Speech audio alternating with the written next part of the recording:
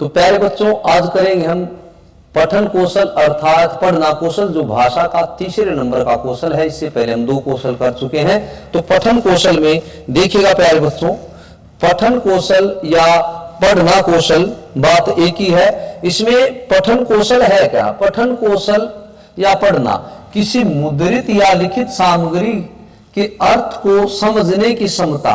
कोई भी भाई छपी हुई है, प्रिंटेड सामग्री है या फिर लिखित सामग्री है, उसके अर्थ को समझने की जो क्षमता है अर्थात उसको समझना ही पठन कौशल कहलाता है। इसके बाद देखिएगा क्या क्या है इसकी विशेषताएं। पठन कौशल भाषा का तीसरे नंबर का कौशल है। बिल्कुल भाई तीसरे नंबर का है, क्योंकि इससे पहले सुनना और बोलना 2 कौशल और हैं। तो पठन कौशल बेटे भाषा का तीसरे नंबर का कौशल है। यह गायात्मक कौशल है, अर्थात इसमें बच्चा ग्रहण करता है। जो 4 कौशल है, 4 में से 2 कौशल है जो गायात्मक है। एक तो बेटा बच्चा सुनता है, तो बेटे सुनकर ग्रहण करता है, और दूसरा पढ़कर ग्रहण करता है। तो ये गायात्मक कौशल है। पठन कौशल और वाचन कौशल में मुख्य अंतर ये है कि बोलने में आदमी कुछ भी बोल लेता है। बोलने की अगर बात आती है तो आदमी कुछ भी बोल लेता है, बोल सकता है, जबकि पढ़ने में लिखित या मुद्रित सामग्री का कोई ही इंसान पढ़ सकता है, या कोई भी या तो लिखा होगा या छपा होगा उसी का पठन कर सकते हैं।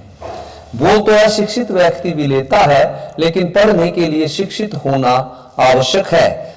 अब देखिएगा सस्वर पठन लिखा हुआ जैसे आगे, तो इसको थोड़ा एक बार आगे देखिएगा बेटे। पठन के प्रकार, पठन के कई बार सीटेट में देखने को मिलता है, पूछा जाता है कि पठन के कितने प्रकार हैं। तो प्यारे बच्चों, पठन के 2 प्रकार हैं। एक तो सस्वर पठन है और दूसरा मूल पठन है। सस्वर पठन की अगर हम बात करते हैं तो बेटा इसमें बोल बोल कर पढ़ा जाता है और इसमें मन ही मन पढ़ा जाता है। देखिएगा आगे लिखा भी हुआ है अच्छे से, तो देखिए सस्वर पठन किसी पाठ्य सामग्री को बोल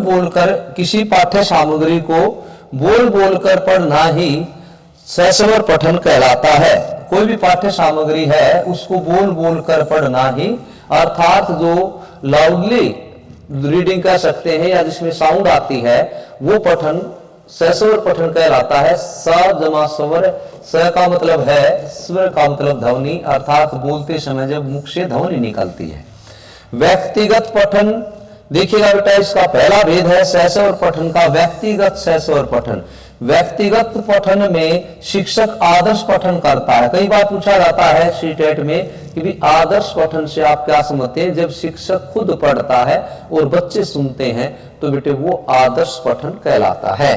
छात्र उसका अनुसरण करते हैं, सुनते हुए अनुसरण करते हैं। व्यक्तिगत पठन में शिक्षक को ध्यान में रखना चाहिए कि गलतियां न हो, तो उसका उच्चारण में एक तो गलतियां ना हो और दूसरा उच्चारण में शुद्धता हो।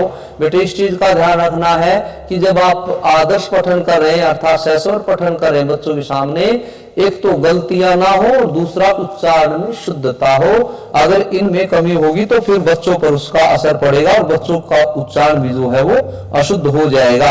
आगे बढ़ते बेटे, सामूहिक सस्वर पठन। सामूहिक सस्वर पठन में क्या होता है? इसमें छात्र समूह में सामग्री का पठन करते हैं। सारे, जैसे कई बार क्या होता है कि टीचर ऐसे बोल देते हैं कि भी मैं पढ़ूंगा, मेरे साथ साथ पढ़िए, तो सारे छात्र समूह में मिलकर कोई भी पठन की जाने वाली जो सामग्री है उसका पठन करते हैं। तो सामूहिक पठन को संवेद पठन भी कहा जाता है। कई बार पूछा जा चुका है सीटेट में कि भी संवेद पठन से आप क्या समझते हैं। इसके बाद बेटे आज की इस वीडियो में इतना ही। इस पठन को आगे बढ़ाते हुए हम अगली वीडियो में फिर हाजिर होंगे। तब तक के लिए जय हिंद, जय भारत।